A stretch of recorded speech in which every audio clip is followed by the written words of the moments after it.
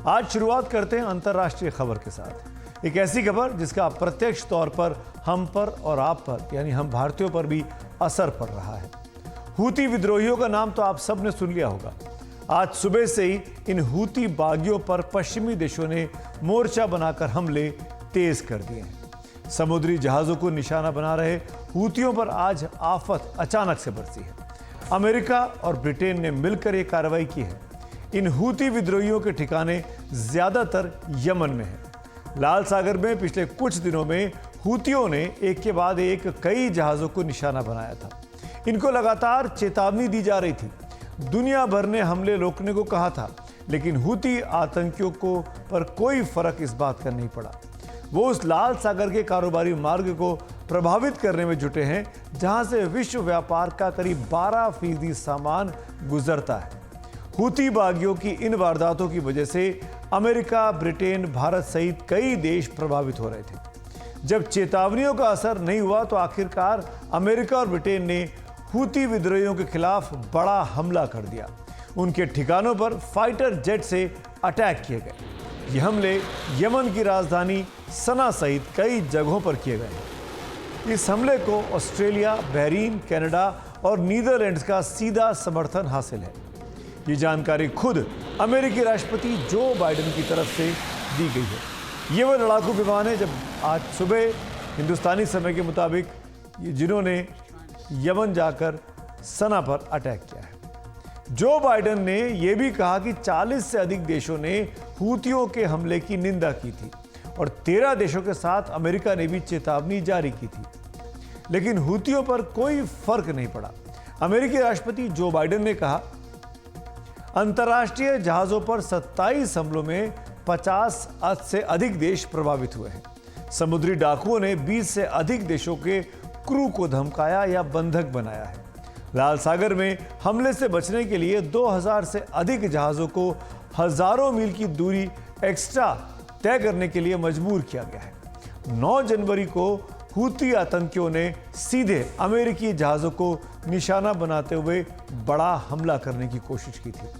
अमेरिकी राष्ट्रपति बाइडेन ने कहा, जो कार्रवाई हुई है वो व्यापक राजनयिक अभियान और हूती विद्रोहियों के जहाजों पर बढ़ते हमले के बाद की गई है। यह स्पष्ट संदेश है कि अमेरिका और हमारे साझेदार हमले इस तरीके के बर्दाश्त नहीं करेंगे। हम दुनिया के सबसे महत्वपूर्ण वाणिज्यिक मार्गों में से एक में स्वतंत्रता को खतरे में डालने की अनुमति नहीं देंगे। आवश्यक कदम उठाने में कोई संकोच नहीं किया जाएगा।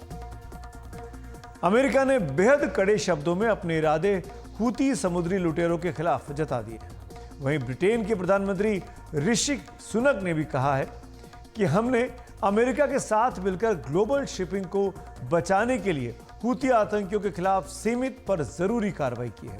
इस कार्रवाई में नीदरलैंड, कनाडा और बहरीन का भी नॉन ऑपरेशनल साथ मिला है। अंतर्राष्ट्रीय समुदाय की लगातार चेतावनियों के बावजूद हूती विद्रोही लाल सागर में हमले कर रहे थे। अब इस मामले पर रूस ने संयुक्त राष्ट्र में मुद्दा उठाने की बात की है। वहीं पश्चिमी एशिया के अहम देश सऊदी अरब की भी प्रतिक्रिया सामने आई है। वो कहता है, हम लाल सागर क्षेत्र में हो रहे सैन्य अभियानों को और यमन के ठिकानों पर हवाई हमलों को लेकर चिंता में हैं। हम इस पूरी स्थिति पर बारीकी के साथ नजर रख रहे हैं। दरअसल इस हमले के पीछे है बुधवार को हुआ वो हमला जो हूतियों ने किया था। ये हूती विद्रोहियों की तरफ से अमेरिका के जहाज पर किया गया एक बड़ा हमला था, लेकिन इसे अमेरिकी फौज ने नाकाम कर दिया। अमेरिका ने ईरान को भी चेतावनी दी है कि वो हूती विद्रोहियों की मदद करना बंद करे, वरना उसे भी गंभीर परिणाम भुगतने होंगे। आपको यह भी साथ में बता दें कि हूती विद्रोही जिस यमन से ऑपरेट करते हैं, जहां 2014 से गृह युद्ध जारी है, जिसमें हजारों लोग अब तक मारे गए हैं, वो हूती विद्रोही आपको बताते हैं कि आखिरकार हैं कौन। आप भी जानना चाहेंगे। यमन में ईरान समर्थित ये समूह है जिसको हूती नाम दिया गया है। यमन की राजधानी सना पर मूलतः हूतियों का ही नियंत्रण है। उत्तरी यमन पर तो पूरा नियंत्रण हूती आतंकियों का है। बाकी यमन पर आधिकारिक सरकार चलती है। इन हूती आतंकियों के पास मिसाइल और ड्रोन जैसे हथियार भी हैं। अमेरिका, इजराइल का विरोधी हैं ये हूती। फिलिस्तीन पर इजराइल के हमले का विरोध किया था हूती आतंकियों ने। इजरायली हमले के विरोध में हूती विद्रोहियों ने लाल सागर में पश्चिमी देशों के जहाज़ों को निशाना बनाना शुरू किया ताकि पश्चिम के देशों को लाल सागर से दूर किया जा सके। जहाज़ों पर मिसाइल और ड्रोन ये हूती विद्रोही लगातार दागते हैं। कहा जाता है कि हूतियों को हथियार ईरान मुहैया कराता है। हूतियों ने इजराइल के फिलिस्तीन पर हमले के विरोध में एक वीडियो भी पिछले दिनों जारी किया था। हूती दरअसल हमास का समर्थन करते हैं, इजराइल के विरोधी हैं। इस वीडियो में उन्होंने अपनी ताकत का प्रदर्शन किया था और इजराइल के फिलिस्तीन पर हमले तुरंत रोकने को कहा था। ये चेतावनी दी थी कि अगर युद्ध नहीं रुका तो कार्रवाई करेंगे। आखिरकार वही हुआ। अचानक से लाल सागर में जहाज को निशाना बनाया जाने लगा। अहम अंतर्राष्ट्रीय कारोबारी मार्ग को लेकर खतरा पैदा किया गया। यमन में हूतियों के ठिकाने पर हमले से पहले भी अमेरिका ने नौसैनिक टास्क फोर्स का गठन किया था। ये जो वीडियो आप देख रहे हैं ये हूतियों के द्वारा ही जारी किया गया था। ये कुछ दिन पुराना उनका एक तरीके से आप कह सकते हैं प्रमोशनल या प्रोपोगेंडा वाला वीडियो है। बावजूद इसके हूती विद्रोहियों, क्योंकि जो अमेरिका पर हमला हुआ अमेरिका ने मना किया कि नहीं करो, लेकिन बावजूद इसके हूती विद्रोहियों के हमले नहीं रुके। पश्चिम के जहाज़ों को वो हमला करते रहे। हूती विद्रोही हैं तो इजराइल के खिलाफ, लेकिन वो अपने हमले से दुनिया के कई देशों को परेशान कर रहे हैं। बेशक उनके निशाने सटीक ना हो, लेकिन वो कम से कम लाल सागर में आवाजाही पर बड़ा असर डाल रहे हैं। भारत भी हूतियों के हमले से प्रभावित हुआ है। आपको याद होगा पिछले दिनों की बात है, भारतीय नागरिकों से भरा एक व्यापारिक जहाज को अगवा किया गया था, जिसमें कुल 21 लोगों को भारतीय नौसेना ने बचाया था, जिसमें 15 भारतीय थे। नौसेना के मरीन कमांडो उसका ये ऑपरेशन था। हालांकि औपचारिक तौर पर इसे हूती आतंकियों की हरकत नहीं बताया गया था, लेकिन शक उन्हीं पर जताया गया कि वही किडनैप करने आए थे, रैंसम के लिए, पैसा उगाने के लिए। इसीलिए अब जब हमला हुआ, अमेरिका और ब्रिटेन एक साथ आए, तो विदेश मंत्री जयशंकर का भी एक अहम ट्वीट सामने आया है। जयशंकर साहब लिखते हैं, मैं आपको पढ़ के सुनाता हूं क्या है उनके इस एक्स पोस्ट में। मेरे मित्र विदेश मंत्री ब्लिंकन से आज शाम, ये कल का ट्वीट है, मेरी चर्चा अच्छी हुई। हमारी चर्चा समुद्री सुरक्षा की चुनौतियों, खास तौर पर लाल सागर इलाके पर केंद्रित रही। मैं गाजा समेत पश्चिम एशिया के हालात पर उनकी गहरी जानकारी की प्रशंसा करता हूँ। ऐसा लगता है कि बातचीत जो हुई ब्लिंकन के बीच और जयशंकर साहब के बीच, वो शायद आज जो हमले किए गए हूतियों पर, उसके पहले भारत को बताया गया कि क्या कार्रवाई पश्चिम के देश अब इन हूतियों पर करने वाले हैं। क्योंकि यमन और ईरान एक ऐसे मुल्क हैं जिनके साथ भारत के अभी भी रिश्ते जो हैं वो सामान्य हैं, वो अभी अमेरिका की तरह ख़राब नहीं हुए हैं। अब अमेरिका ब्रिटेन के हमले के बाद क्या हो सकता है, उसे समझने की कोशिश करते हैं। रूस यूक्रेन युद्ध और इजराइल गाजा युद्ध में दुनिया बटी हुई दिख रही थी। इस बार भी ऐसा होता दिख रहा है। हूतियों के पक्ष में ईरान रूस खड़े हो सकते हैं, तो खिलाफ में अमेरिका और कई दूसरे पश्चिमी देश। इस पर और जानकारी दे रहे हैं हमारे foreign affairs editor Uma Shankar Singh. America ने यूके के साथ मिलकर यमन में हुथी के कई ठिकानों पर हमले किए हैं। हमला सना समय के मुताबिक रात 2:30 बजे किया गया, यानी कि भारतीय समय के हिसाब से सुबह 5 बजे। हमला लाल सागर में अमेरिकी विमान वाहक पोतों और लड़ाकू विमानों के जरिए किया गया। जो वीडियो सामने आया है उसमें एक के बाद एक तोही और जंगी जहाज उड़ान भरते नजर आ रहे हैं। हमले में अमेरिकी सेना ने गाइडेड और टॉमहॉक मिसाइल का इस्तेमाल किया। साइप्रस से उड़े यूके के टाइफून लड़ाकू विमानों ने भी हवाई हमले किए हैं। यमन की राजधानी सना में कई धमाकों के साथ साथ आग की ऊंची लपटें देखी गई और धुएं का गुबार देखा गया। इसके अलावा सदाह, तैज, धमर, जाबिद और हज्जाह जैसे प्रशासनिक क्षेत्रों में भी हमले किए गए। बंदरगाह शहर हुदैदा पर भी हमला किया गया, जो कि हुथी विद्रोहियों के कब्जे वाला एक अहम शहर है। हुथी प्रवक्ता के मुताबिक हमलों में यमन के 5 नागरिक मारे गए हैं और 6 घायल हुए हैं। हालांकि अमेरिका और यूके की तरफ से कहा गया है कि हमला नागरिक ठिकानों पर नहीं, बल्कि हुथी के radar system, air defence system और इसके साथ साथ उन जगहों पर किया गया है जहां से हुथी रॉकेट, ड्रोन और बैलिस्टिक मिसाइल के जरिए लाल सागर में व्यापारिक जहाज़ों पर हमले करते हैं। हुती ने इन हमलों का बदला लेने की धमकी दी है और कहा है कि अमेरिका और यूके को इसके गंभीर परिणाम भुगतने होंगे। लाल सागर में हुती के हमलों से जान माल को तो खतरा होता ही है, दुनिया की अर्थव्यवस्था पर भी बहुत बुरा असर पड़ रहा है। दुनिया के व्यापार का 12% हिस्सा लाल सागर से गुजरता है। व्हाइट हाउस के बयान के मुताबिक हमलों की वजह से 2000 से अधिक जहाज़ों को अपना रास्ता बदलना पड़ा है और जब ये रास्ता बदला जाता है तो रास्ता 7500 किलोमीटर अधिक लंबा हो जाता है। पूरा अफ्रीका घूमकर आना होता है। इससे माल ढुलाई का समय और लागत दोनों बढ़ जाता है। अमेरिका समेत 13 देश हुती को हमले रोकने की चेतावनी पहले दे चुके थे, लेकिन 9 जनवरी को हुती ने अब तक का सबसे बड़ा हमला किया। लाल सागर के शिपिंग लेन को निशाना बनाकर 20 से अधिक रॉकेट और मिसाइल दागे। इलाके में तैनात अमेरिकी और यूके के युद्धपोतों ने इन हमलों को नाकाम कर दिया, लेकिन इसके बाद हुती पर सीधे हमले का फैसला किया गया। हुती के हमले रोकने का प्रस्ताव जो है 10 जनवरी को यूएनएससी में पारित किया गया और आत्मरक्षा जो सदस्य देश हैं उनके आत्मरक्षा के अधिकार को माना गया। हुती ने हमास के समर्थन में इजरायल के खिलाफ मोर्चा खोलने का ऐलान करते हुए मध्य नवंबर से ही लाल सागर में आने जाने वाले जहाज़ों को निशाना बनाना शुरू किया। उसने दावा किया कि वह इजरायल को जाने वाली आपूर्ति रोकना चाहता है, लेकिन उसके हमलों की जद में अब तक 27 जहाज़ आए हैं जो कि 50 से अधिक देशों से संबद्ध हैं। 20 से अधिक देशों के चालक दल को जान पर खतरा पैदा हुआ है। कईयों को तो बंधक भी बनाया गया, कुछ को तो छुड़ाया भी गया, जिसमें भारत की नौसेना ने भी बंधकों को छुड़ाया, जिनमें चालक दल के 15 सदस्य भारतीय थे। यूएस और यूके के हमले को लेकर दुनिया दो धड़ों में बटी नजर आ रही है, जहां पश्चिम के देश इस हमले को जायज ठहरा रहे हैं, वहीं अरब देशों में तीखी प्रतिक्रिया है। हुती का समर्थन करने वाले ईरान ने इन हमलों को अंतर्राष्ट्रीय नियमों का उल्लंघन और यमन की संप्रभुता के खिलाफ हमला बताया है। गौरतलब है कि अमेरिका हुती की मदद करने वाले ईरान को कई बार चेतावनी दे चुका है कि वो मदद बंद करे। ईरान पर हुती को हथियार के साथ साथ जहाज़ों पर हमले के लिए इंटेलिजेंस प्रोवाइड करने का भी आरोप है। हुती पर हमले के बाद ईरान अमेरिका तनाव और ज्यादा बढ़ गया है। तुर्की के राष्ट्रपति एर्दोआन ने कहा है कि अमेरिका और यूके लाल सागर को लाल खून के सागर में बदलना चाहते हैं, तो बहुत ही तीखी प्रतिक्रिया है ये। सऊदी अरब ने तनाव बढ़ाने से बचने की सलाह दी है और रूस ने तो यूएनएससी की आपात बैठक भी बुलाई है। तो कई तरह की प्रतिक्रियाएं सामने आ रही है, लेकिन अमेरिका ने कहा है कि ऐसे हमले और जारी रहेंगे। लाल सागर के इलाके में जो तनाव बना हुआ है वो अब अमेरिका के हवाई हमलों के बाद बढ़ गया है। रेड सी से लगे कई देश इस बात को लेकर बेहद चिंतित हैं कि युद्ध की ये आंच कहीं उनके आंगन तक ना आ जाए। पहले ही इजराइल और हमास इस इलाके में युद्ध में उलझे हुए हैं।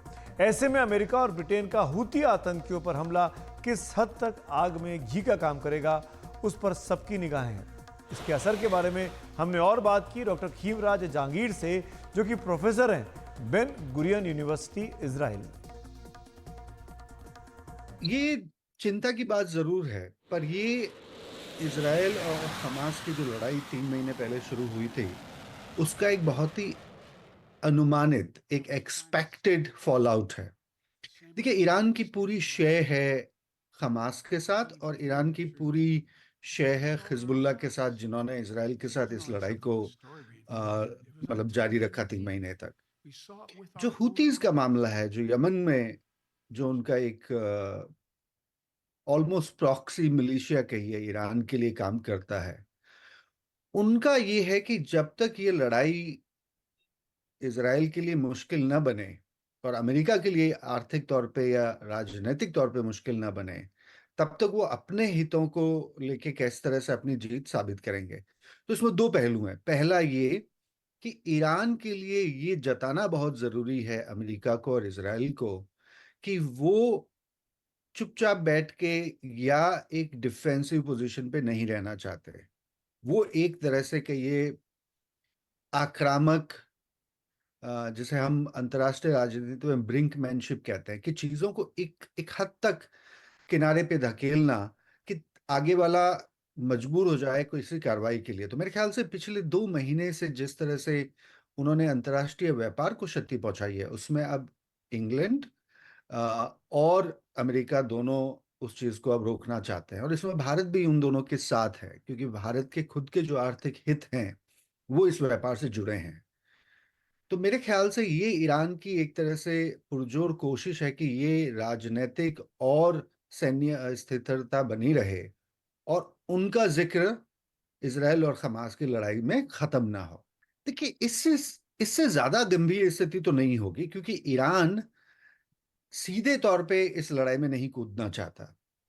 आज से करीब 3 सप्ताह पहले जब ईरान के बहुत बड़े एक जनरल को इजराइल ने सीरिया में मारा था, तब ये वहम हुआ था कि हो सकता है ये इजराइल ने करके गलती करी और ईरान इसके बाद चुप नहीं बैठेगा। पर लेबनान के अंदर की जो राजनीति है वो हिजबुल्लाह के उतनी पक्ष में नहीं है कि वो इजराइल के साथ पूरी लड़ाई लड़े। तो हिजबुल्लाह चाहता है कि पूरी लड़ाई ना हो और वो इजराइल से बचे रहें सीधी लड़ाई में। पर ईरान न केवल इस पूरे झगड़े में इजराइल को परेशान रखना चाहता है, वो इस पूरे झगड़े में अमेरिका को भी परेशान रखना चाहता है। वो ये नहीं चाहता कि जो बाइडेन एक तरह से कंट्रोलिंग पोजीशन में दिखें कि मिडिल ईस्ट में उनका पूरा कंट्रोल है। देखिए, जहां तक आप ग्रेट पावर या बड़ी शक्तियों के राजनीतिक भविष्य को देखते हैं, तो इसमें अमेरिका को कमजोर दिखाना अपने आप में एक बड़ी ईरान की कोशिश है। अब बात उस सामाजिक बुराई की जो 21वीं सदी में भी खत्म नहीं हो रही है। आप सोचिए, आज के ज़माने में किसी को अगवा कर क्या उसकी ज़बरदस्ती शादी करवाई जा सकती है, वो भी पूरे समाज के सामने। लड़की के परिवार की रजामंदी से ऐसा हो रहा है बिहार में। इस तरह के मामले पुलिस तक अब पहुंच रहे हैं। इसे बिहार की भाषा में अगर कहा जाए तो पकड़वा ब्याह कहा जाता है। ऐसी एक पकड़वा यानी ज़बरदस्ती शादी की तस्वीर आपको दिखाते हैं जो आज खूब चर्चित है। जमीन पर एक शख्स बैठा है और विरोध कर रहा है। वो खुद को छोड़ देने को कह रहा है। इस व्यक्ति का नाम है मुकेश और उसे जबरदस्ती दूल्हा बना दिया गया है। शादी भी करवा दी जाती है क्योंकि उसके ठीक सामने जो लड़की है वो जबरदस्ती की शादी की दुल्हन है। ये शादी जबरदस्ती हो रही है और ये बिहार के गिद्धौर में करवाई जा रही है। लड़के का कहना है कि पहले उसे ब्लैकमेल किया गया, फिर अब जब उसकी सरकारी नौकरी लग गई तो उसको पकड़कर जबरन शादी करवा दी जा रही है। ये लड़का इस शादी को मानने से इनकार कर रहा है।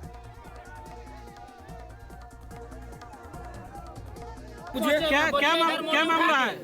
देखिए, ये हमको ब्लैकमेल कर रही थी उसको फोटो रखने की वजह से, और अभी जब जॉब लगाई शादी करने के लिए मेरे पीछे पड़ गई है। ठीक है, सुने, जब फोटो 2018 का फोटो दिखा रहा आप लोगों को, वही फोटो दिखा के ब्लैकमेल हमको किया। 2018 में इसका साथ था तब ना फोटो दिखा रहा है। वो फोटो दिखाया, वो भी बर्थडे का फोटो था। फोटो मतलब जैसे होता रहा खिंचाया, तो वही फोटो दिखाया तो वही ब्लैकमेल किया। आज नौकरी लगा मेरे पीछे पड़ गई कि हम इसे शादी करेंगे। आज तो फोटो दिखा रहे हैं। इतना आसान से कोई पीछे नहीं पड़ता। वही बात है सर, आपको वही बात है। आप हम इसके साथ खुश नहीं है, जबरदस्ती आप लोग शादी करा भी दीजिएगा तो हम इसके साथ 8 साल रिलेशन में रहा, कैसे खुश नहीं है? 7 साल है, कैसे ब्लैकमेल है। लेकिन इस पकड़वा शादी में इस कथित तौर पर अगवा किए गए दूल्हे की सुनता कौन है? वहीं जिस लड़की से शादी करवाई गई उसका कहना है कि 15 साल से इन दोनों के बीच प्रेम संबंध था, लेकिन जैसे ही इस लड़के की नौकरी लगी तो मुकेश, जिसका नाम है, उसने उस लड़की से बात करना बंद कर दिया। इस मुद्दे पर गांव में पंचायत भी बैठी, लेकिन मुकेश तब भी शादी के लिए तैयार नहीं हुआ। इससे लड़की के घर वाले परेशान हो गए और आखिरकार मुकेश को पकड़कर दोनों के बीच कल शाम जबरन शादी करवा दी गई। लड़की का आरोप है कि शिक्षक की नौकरी पाने के बाद मुकेश के तेवर बदल गए। जब बात करना हमेशा बात करना आना जाना सब कुछ ठीक था। जब से जॉब लगे तब से बदमाशी करने लगा। कल हमको बोला कि आने के लिए इनका जॉब कब से प्रेम प्रसंग था? कब से इसके साथ प्रेम प्रसंग था? 15 से। शादी हो गया तो कैसा लग रहा है? शोर बहुत है इस वीडियो में क्योंकि वहीं मौजूद लोगों ने यह वीडियो बनाया है तो आज चर्चा में है। तस्वीरों में आपने देखा होगा कि इस शादी में गांव के कई लोग मौजूद थे, दर्जनों लोग दिखाई दे रहे हैं। लड़का मना कर रहा है लेकिन जबरदस्ती शादी करा दी गई। अगर ये मान भी लें कि दोनों के बीच प्रेम संबंध था और अब लड़का शादी करने से पीछे हट रहा है, तो भी क्या इस तरह जबरदस्ती शादी को ठीक माना जा सकता है? कई बार तो लड़की के माँ बाप अपनी बेटी की भी मर्जी नहीं पूछते हैं और वर व वधू दोनों को पकड़कर जबरन शादी के बंधन में बांध देते हैं। इस तरीके की पकड़वा शादी क्या अब जब सामने आती है तो क्या वो ज़्यादा चलेंगी? ज़रा सोचिए कि क्या ऐसी जबरन की शादियां दोनों वर वधू के लिए कभी भी सफल होंगी? बिल्कुल भी नहीं। साथ ही किसी भी मर्जी के खिलाफ कैसे उसकी शादी इस तरीके से सामाजिक जामा पहनाकर करवाई जा सकती है? मर्जी नहीं है लड़के लड़की की, लेकिन भीड़ वहां मौजूद है, पंडित वहां मौजूद है, रिचुअल्स कराए जाते हैं और इसको शादी कह दिया जाता है। अब ये पूरा मामला जिसकी तस्वीरें आपके सामने स्क्रीन पर हैं, बिहार पुलिस के पास है और जांच चल रही है। लेकिन ये कोई पकड़वा शादी का पहला मामला बिहार में सामने नहीं आया है। पिछले महीने ही बिहार के वैशाली से ऐसा ही एक और मामला सामने आया था। यहां बीपीएससी परीक्षा पास टीचर को उठा लिया गया, उसके साथ मारपीट की गई और जबरदस्ती शादी करवा दी गई। वो विरोध करता रहा, लेकिन ऐसा लग रहा था जैसे वहां मौजूद लोगों के लिए ये बिल्कुल आम बात है। आप सोचिए, लड़की का परिवार इस तरीके की गैर कानूनी चीज के लिए पूरी तरीके से तैयार था। पीड़ित टीचर का नाम गौतम है। हंगामा होने पर पुलिस ने टीचर को छुड़वाया। इसके बाद उसने मुकदमा दर्ज कराया और जिस लड़की से जबरदस्ती शादी करवाई गई उसे पत्नी मानने से इस गौतम नाम के शख्स ने इनकार कर दिया। पुलिस ने शुरू में तो कोई कार्रवाई नहीं की थी, लेकिन जब हंगामा बढ़ा तो एक्शन लिया गया। लड़की के चाचा को गिरफ्तार किया गया। बिहार में पकड़वा शादी कोई नई बात नहीं है। पकड़वा शादी में ज्यादातर वो लड़के अगवा किए जाते हैं जो सरकारी नौकरी पाने में सफल हो जाते हैं। मोटी तनख्वाह वाले प्राइवेट नौकरी के लड़के भी कुछ मामलों में वधू के घर वालों पर की निगाहें उन पर भी पड़ी हैं और उनकी शादियां कराने की कोशिशें भी की गई हैं। यानी अगर आपके पास नौकरी है, एक सिक्योरिटी सिस्टम आपके पास है और आप लड़के हैं, अविवाहित हैं, तो आप थोड़ा संभल के बिहार में रहिए कि बिहार के ग्रामीण इलाकों में पकड़वा शादी अभी भी हो रही है।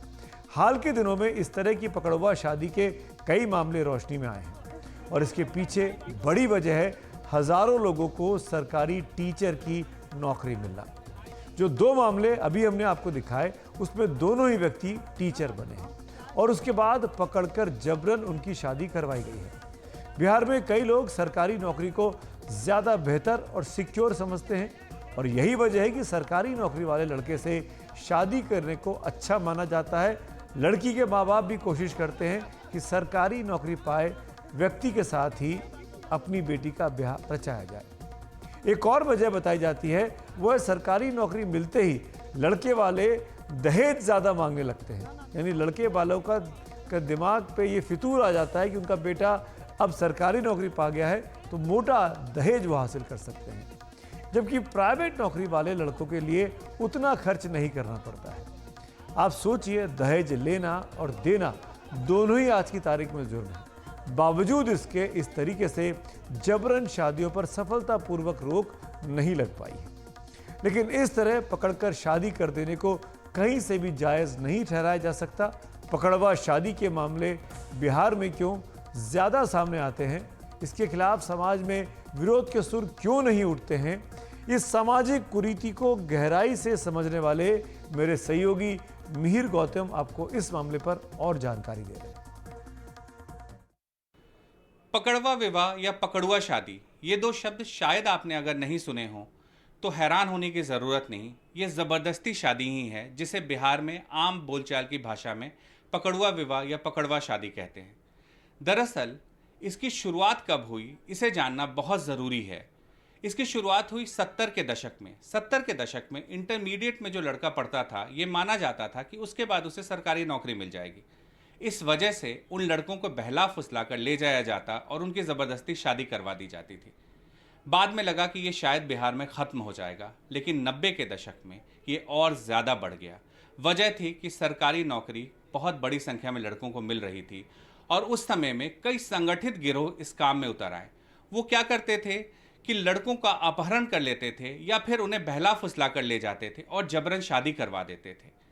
उसके बाद में जो ज़िले जहां ऐसी शादियां बहुत ज़्यादा हुई उनके बारे में भी जानना ज़रूरी है। बेगूसराय, जमुई, समस्तीपुर, हाजीपुर, वैशाली, ऐसे और तमाम ज़िले हैं बिहार में जहां पर इस तरह की शादियां बहुत तेज़ी से बढ़ी। उस समय में इन शादियों का विरोध भी हुआ, कई मामले कोर्ट तक भी पहुँचे।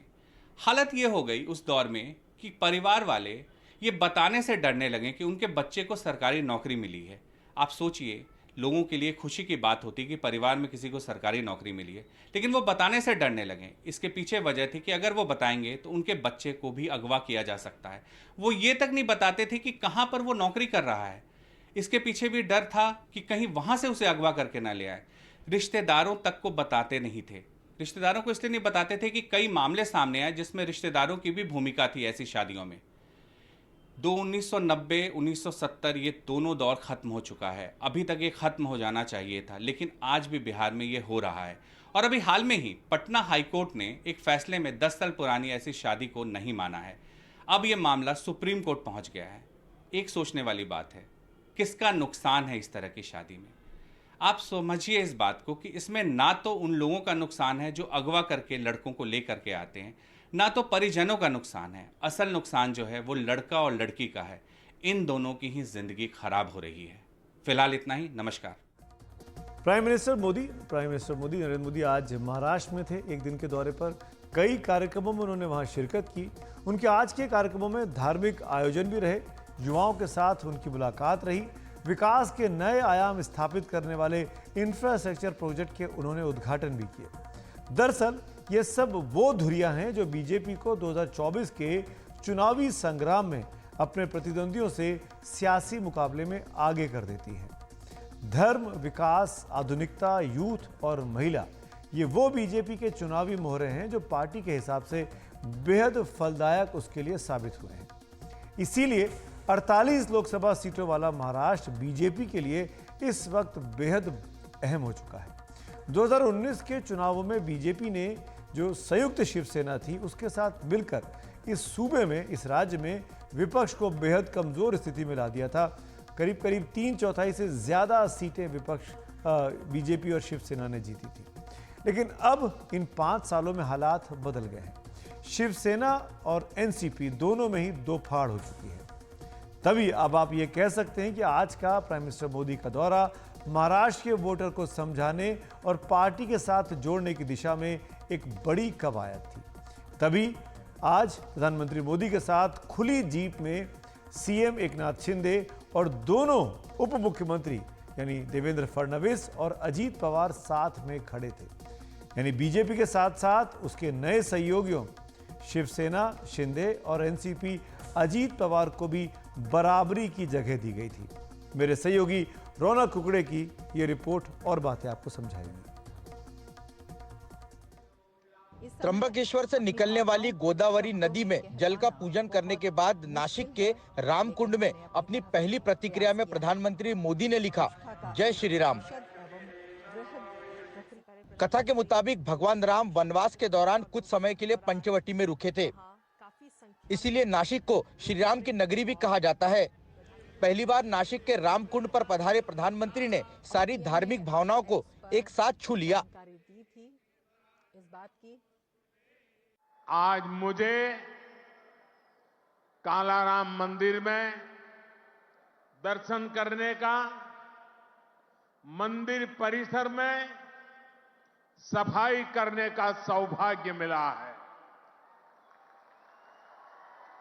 मैं देशवासियों से फिर अपना आग्रह दोहराऊंगा कि राम मंदिर में प्राण प्रतिष्ठा के पावन अवसर के निमित्त देश के सभी मंदिरों में, सभी तीर्थ क्षेत्रों में स्वच्छता अभियान चलाएं।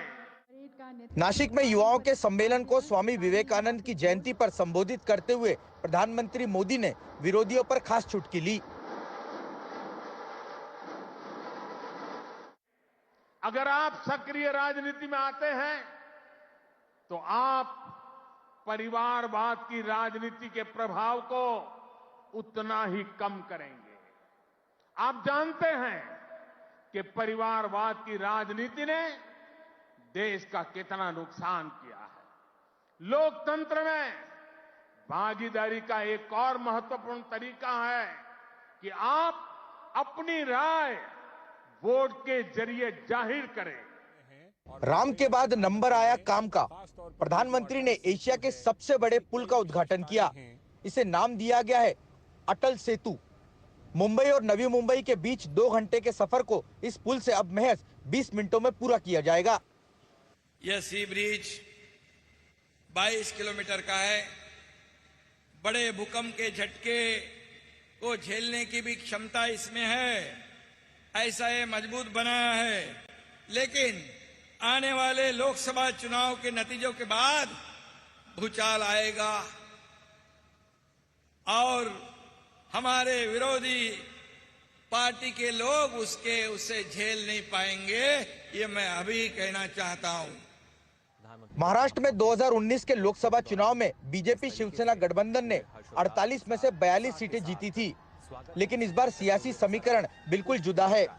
बीजेपी, शिवसेना और अजीत पवार भले ही साथ हो गए हो, लेकिन विपक्षी खेमे में उद्धव ठाकरे और शरद पवार को भी हल्के में लेने की कोई जोखिम नहीं लेना चाहता है।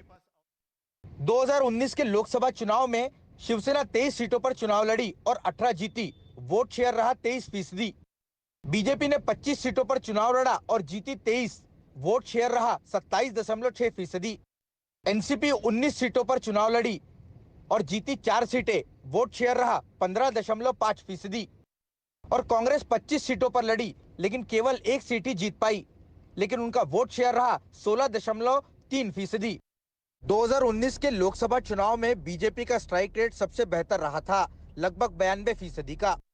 महाराष्ट्र के दौरे पर आए प्रधानमंत्री नरेंद्र मोदी ने पूरे दौरे में मुख्यमंत्री एकनाथ शिंदे और दोनों ही उप मुख्यमंत्री देवेंद्र फडणवीस और अजीत पवार को अपने साथ रखा। महाराष्ट्र में लोकसभा की 48 सीटें आती है, लिहाजा बीजेपी कोई कसर छोड़ना नहीं चाहती, इसलिए प्रधानमंत्री के दौरे में राम भी था और काम भी। नासिक से कैमरा पर्सन अमित पवार के साथ रौनक कुकड़े, एनडीटीवी इंडिया के लिए। बड़ी, महंगी और शाही शादियां हमेशा सुर्खियां बटोरती हैं। हम दुनिया की शाही शादी की बात कर रहे हैं। 2024 की पहली शाही शादी, ये शादी ब्रुनेई के राजकुमार की हो रही है। दुनिया भर में चर्चा है क्योंकि वो एक आम परिवार की लड़की से शादी कर रहा है। 10 दिन तक शाही जश्न जारी रहेगा। हमारी ये दिलचस्प रिपोर्ट जरूर देखिए। सबसे एलिजिबल बैचलर में से एक माने जाने वाले ब्रुनेई के राजकुमार अब्दुल मतीन ने शादी कर ली है। उन्होंने शाही परंपराओं को तोड़ते हुए आम परिवार से आने वाली लड़की से शादी की है। उनकी पत्नी बेहद खूबसूरत है और उनका नाम है अनीशा रोसना ईसा कालेबिक। उनके दादा रॉयल ब्रुनेई एयरलाइंस के संस्थापक रहे हैं। अनीशा के बारे में ऐसी खबरें हैं कि वो खुद एक फैशन ब्रांड चलाती हैं। प्रिंस अब्दुल मतीन और अनीशा एक दूसरे को लंबे समय से डेट कर रहे थे। हालांकि राजकुमार कैसे अपनी पत्नी से पहली बार मिले ये अभी तक साफ नहीं है। प्रिंस सोशल मीडिया पर काफी पसंद किए जाते हैं। उनके इंस्टाग्राम पर लाखों फॉलोअर्स हैं। राजकुमार अब्दुल मतीन पोलो के शौकीन हैं।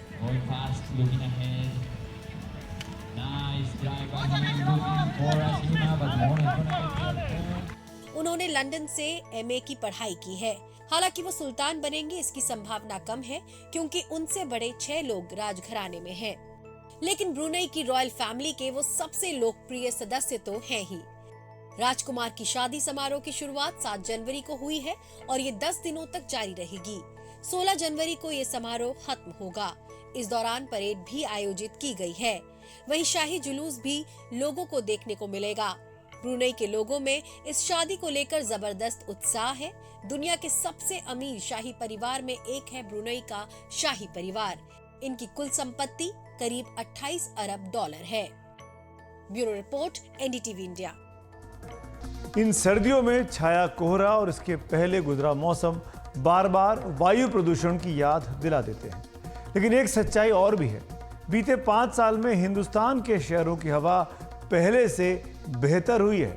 सरकार के नेशनल क्लीन एयर प्रोग्राम के तहत जिन शहरों को लिया गया था उनके आंकड़े इसकी तस्दीक करते हैं।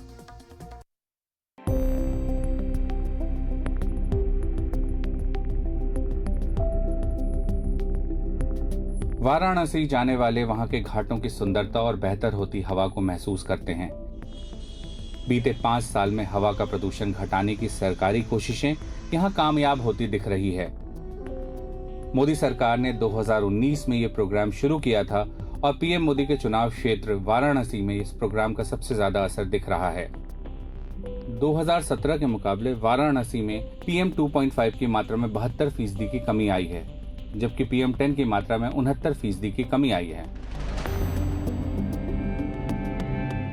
ये बस वाराणसी की कहानी नहीं है। नेशनल क्लीन एयर प्रोग्राम के तहत 2019 में सरकार ने हवा साफ करने के जो लक्ष्य रखे थे, वे कई शहरों में पूरे होते नजर आ रहे हैं। 2026 तक सरकार ने 131 शहरों में PM 2.5 में 40% कमी करने का लक्ष्य रखा है। Respire living sciences and climate trends के अध्ययन के मुताबिक 6 शहरों वाराणसी, आगरा, कानपुर, मेरठ, लखनऊ और जोधपुर में अभी ही 40% की कमी आ चुकी है। जिन 49 शहरों का अध्ययन किया गया, उनमें 27 शहरों में हवा की गुणवत्ता बेहतर हुई है।